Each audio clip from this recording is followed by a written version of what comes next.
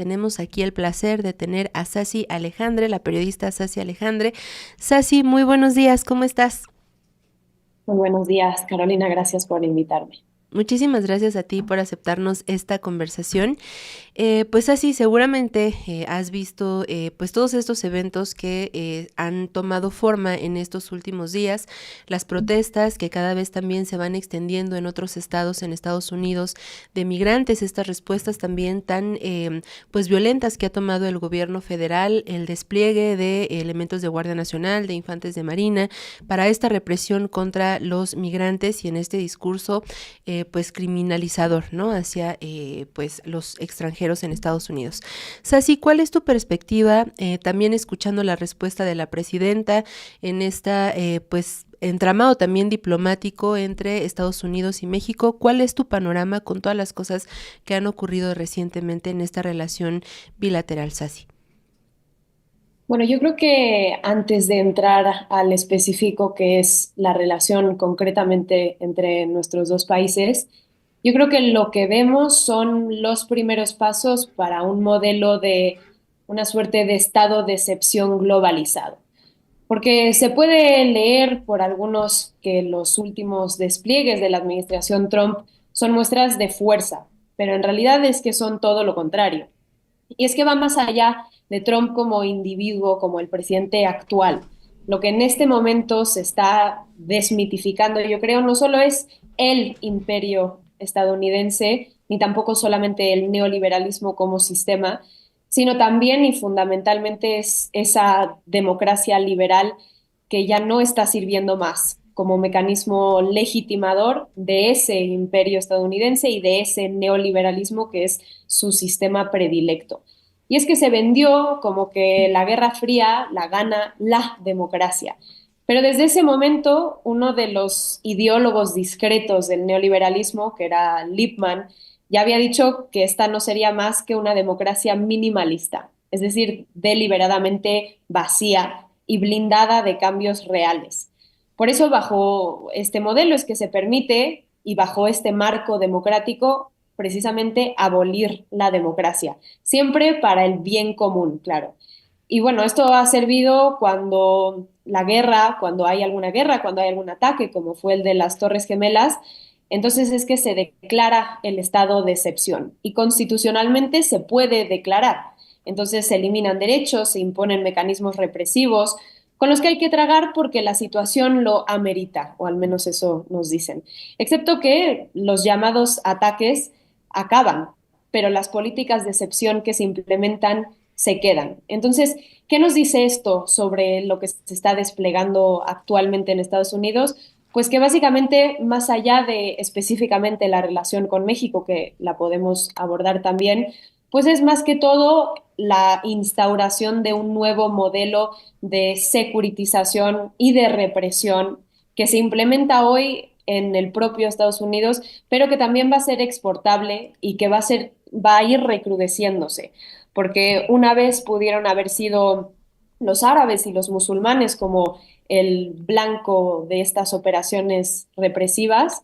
Luego pudieron haber sido hasta hace poco los venezolanos que se metían en el Guantánamo de Bukele, hoy son los mexicanos. Entonces, yo creo que ver ese panorama a grandes rasgos, que rara vez cualquier operativo represor tiene un fin en concreto, sino que sirve para sentar un precedente y para empezar a probar los límites de la opinión pública y de lo que se puede establecer luego con el resto del mundo.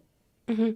Ceci, precisamente en esto que nos planteas, em, ¿cómo jugarían justo los medios de comunicación y estas narrativas que se implementan para justificar este tipo de acciones? Por ejemplo, veíamos muchas conversaciones alrededor de las imágenes, de los videos, en el caso concreto de las protestas, que pues parece que ciertos fueron elegidos y usados a favor también para precisamente justificar, ¿no? Como estas ofensivas y este uso de la fuerza.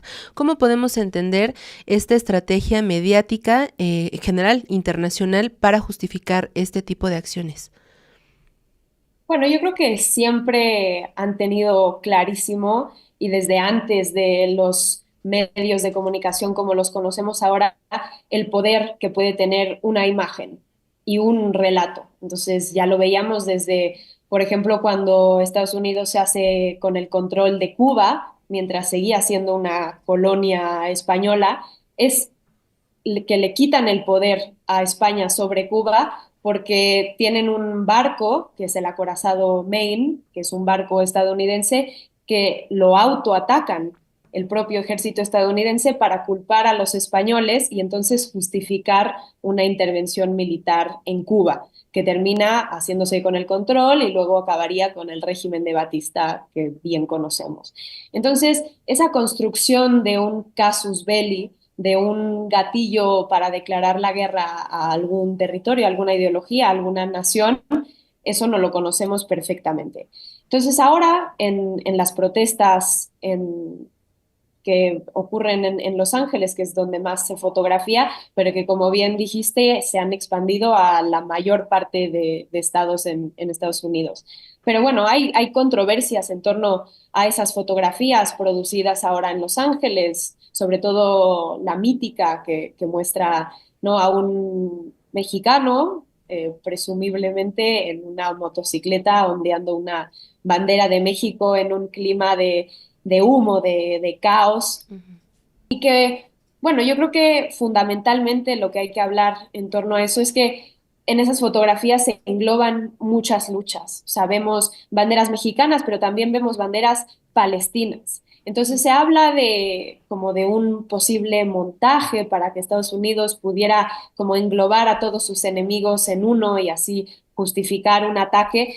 Pero yo creo que siendo esas imágenes producto de un montaje o no, yo más bien veo que es una protesta legítima que si bien ahora se plantea como violenta, en realidad la verdadera violencia empezó con las redadas del ICE y con los nuevos estatutos impartidos por Trump de un mínimo de 3.000 detenciones diarias y de estas medidas que se van recrudeciendo. Pero también creo que es interesante plantearlo desde nuestra perspectiva y cooptar ese relato, porque, por ejemplo, que haya también banderas palestinas Ujú. ondeando en unísono con las mexicanas en esas protestas, pues no es baladí, porque lo cierto es que aunque nos hagan pensar que son luchas fragmentadas, son una sola. No se entendería ese recrudecimiento mundial del estado de excepción del que hablábamos, si no es precisamente por el genocidio en Palestina, simple y sencillamente. En el segundo, en el que dejamos ocurrir un genocidio televisado cuando se socava toda ley internacional, todo organismo humanitario y se muestran como verdaderamente son, que es inútiles ante el capital y ante esa democracia burguesa aprobada como fraude, es que si bien el epicentro puede ser Palestina, seguimos todos los demás, porque Ujú. territorios como ha sido Palestina, pero también América Latina históricamente, no han sido más que laboratorios, donde se prueban mecanismos de dominio que después fácilmente se exportan. Entonces yo creo que siempre se va a decir que es violento el que responde a una violencia, ¿no? O sea, siempre cuando hay un estado represor o cuando hay un sistema hegemónico y hay una lucha contrahegemónica, claro que el violento se presenta como el que responde. Entonces es que volvemos a esa batalla cultural que no necesariamente se da simplemente en los medios de comunicación, sino en qué fuerza es capaz de capitalizar ese relato. Entonces, el que tiene dominio de las palabras que pueden significar una y mil cosas, como son democracia, seguridad, justicia, libertad, la favorita de Milei, es el que sostiene la batuta para esos pues, sistemas, ya sea hegemónicos o contrahegemónicos. Entonces, yo creo que viendo las imágenes, si es que la tesis de muchos de que ha sido un montaje y que han habido grupos de choque infiltrándose en esas manifestaciones, pues no les ha salido bien el relato, porque la opinión mayoritaria y de gente no solo mexicana y no solo migrante es de defensa de esa movilización popular frente a unas políticas represivas. Claro. En este contexto, Sasi, y ya que lo mencionaste y se nos hace muy, muy pertinente también y compartir con nuestra audiencia y quiero entenderlo como mejor, mencionas, ¿no?, a Palestina y que no es una causa tampoco aislada y precisamente los perpetradores pues tampoco son aislados, ¿no? Estados Unidos, tú ahorita nos explicarás, pero es precisamente, ¿no?, pues junto con Israel, ¿no?, quien ha ejercido este genocidio y como lo mencionas así, incluso lo que pasó, ¿no?, en esta semana sobre esta detención arbitraria contra todo derecho internacional de la Flotilla de la Libertad, pues eso nos hace ver una vez más que el derecho internacional pues no opera para absolutamente nada, ¿no? Y lo quiero unir con esto que nos hablabas al principio también del declive de Estados Unidos. Sin embargo, continúan con este dominio armamentístico, con este dominio, como decías tú, de la palabra, del poder. ¿Cómo podemos, y también para nuestra audiencia, explicar o entender qué es lo que está pasando? Digamos, es en un momento de convulsión, porque decías que también en lugar de que sea, digamos, como un símbolo precisamente como de cierta autoridad, es un símbolo de debilidad, ¿no? ¿Cómo podemos entender a estos perpetradores, a esta violación flagrante de los derechos humanos en cualquier lugar del mundo, en esto también que está ocurriendo? Pero al lado también de la debilidad, o sea, es que como las últimas señales, la convulsión de Estados Unidos, de esta lógica del capital, o es su recrudecimiento, o cómo podemos entender todo esto, Sasi. Bueno, yo creo que toda bestia y todo gran imperio muere matando como condición de naturaleza, porque para eso fue creado y porque va a tratar de dar las últimas patadas para hacerse con un dominio que ha estado perdiendo. Entonces, yo creo que para justificar ese empoderamiento que pretenden obtener, pues van a usar a todas las artimañas que han logrado desarrollar a través de los años y que han desarrollado precisamente en todos nuestros países del sur global, ¿no? Así como el golpe a Jacobo Arbenz fue el prototipo para el golpe de Estado que luego se ejecutaría en todo el Plan Cóndor, luego Chile, mediante ese mismo plan, fue el laboratorio para el neoliberalismo, pues hoy, por ejemplo, podemos ver a El Salvador como el laboratorio para un nuevo modelo de securitización. Entonces, esto en el contexto de un imperio en decadencia es precisamente que va a intentar arremeter contra todo el mundo mediante sus estados proxy, porque si está debilitado él como potencia, va a intentar por lo menos usar a sus peones que tiene distribuidos alrededor del mundo para que ejecuten las labores sucias. Entonces, yo creo que un tema fundamental para hablar en este tema es obviamente la megacárcel de Bukele, que opera en contubernio con el ICE, porque secuestra migrantes, primordialmente lo hemos visto, venezolanos, que se agarran en suelo estadounidense y se envían ilegalmente al nuevo Guantánamo de Bukele. Entonces, cuando esto ocurrió hace algunos meses, muchos se hicieron de la vista gorda, tal vez influidos por esa propaganda de que si eran venezolanos algo habrán hecho. Pero lo cierto es que si bien Venezuela podía ser utilizado como ejemplo disciplinatorio por ser un país que simplemente se niega a doblegarse ante Estados Unidos, pues la realidad es que no serán los últimos a los que se les apliquen estas medidas. Y esto lo estamos viendo más claro que el agua en este momento. Entonces, el modelo Bukele yo creo que es clave para entender este periodo de decadencia y que también pudo haber iniciado en El Salvador. Pero, por ejemplo, acaban de anunciar los presidentes tanto de Ecuador como de Costa Rica, que los dos son ultraderechistas, que planean construir el mismo sistema en sus respectivos países. Entonces yo creo que viéndolo también en este contexto, cuando Trump llega a esta nueva presidencia, se pone como cometido arremeter fundamentalmente contra América Latina. Y así es como se explica el nombramiento de Marco Rubio como el que se va a encargar de estas operaciones y él mismo con una agenda imperialista propia, porque además América Latina siempre ha sido el laboratorio predilecto. Pero cuando más experimentos hacen en la región, y esto es clave, es cuando representamos una mayor amenaza, ¿no? Un día la Revolución Cubana y la inspiración que dio a cientos de movimientos de liberación en la región, pero hoy países como puede ser Venezuela, pero también México, que no solo siguen en pie, sino que muestran el camino de la soberanía frente a este tipo de provocaciones. Entonces yo creo que entender a ese imperio en decadencia y a sus últimas patadas de ahogado es poner la mirada justamente en América Latina, no solo como la principal víctima de estos ataques en una nueva ola imperialista, sino también, y eso lo tenemos que hacer tener muy claro, si hay una ola imperialista es precisamente porque representamos una amenaza. Entonces es que peones como Bukele, como Noboa, como el presidente panameño, se pretenden utilizar como estas garras de un imperio para neutralizar a países que no se subyugan, como Venezuela, como México. Ok. Sasi, y finalmente en este contexto, ¿cómo tú ves el panorama de América Latina?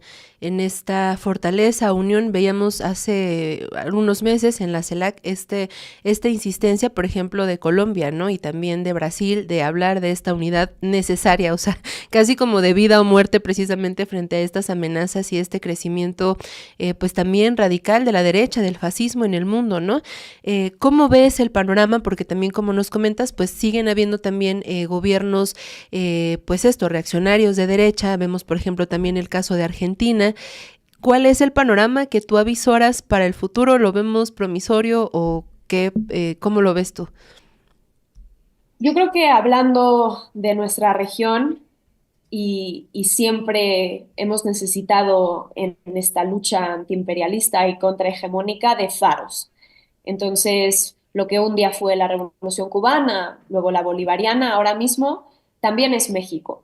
Entonces, es México porque precisamente tenemos la obligación de ser los primeros en nosotros también exportar nuestras medidas que sea que tomemos en contra del injerencismo estadounidense. Yo creo que Trump es el primero que tiene clarísimo el rol de México en esta nueva etapa de construcción de un mundo multipolar y de este interregno en donde tenemos la obligación de ser los que propicien el nacimiento de ese nuevo mundo que vaya a fulminar de lleno al mundo viejo que no termina de morir.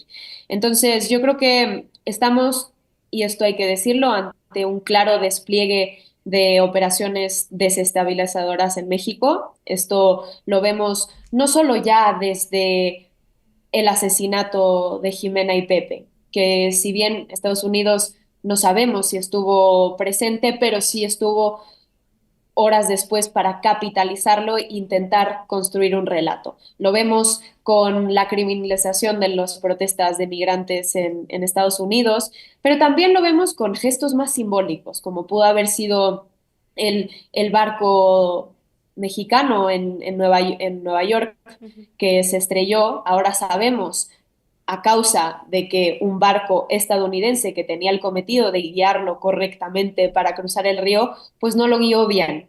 Entonces, podría verse ya no solo el hecho en sí, sino cómo fue narrado en la prensa, pues también como una clara artimaña para desfavorecer a las fuerzas de seguridad nacionales mexicanas, para mostrar una imagen de debilidad ante el mundo, ante el propio México y también ante la población estadounidense, porque nos encontramos en una etapa crucial que es la preparación del terreno para una posible operación de injerencia, de intervención. Todavía no sabemos a qué grado lo están planeando, pero sí están preparando el terreno narrativo y el terreno pues de lucha para que esa nueva etapa de batallas les sean favorables a ellos. Entonces, yendo a tu pregunta directamente, ¿cómo podemos responder ante esto?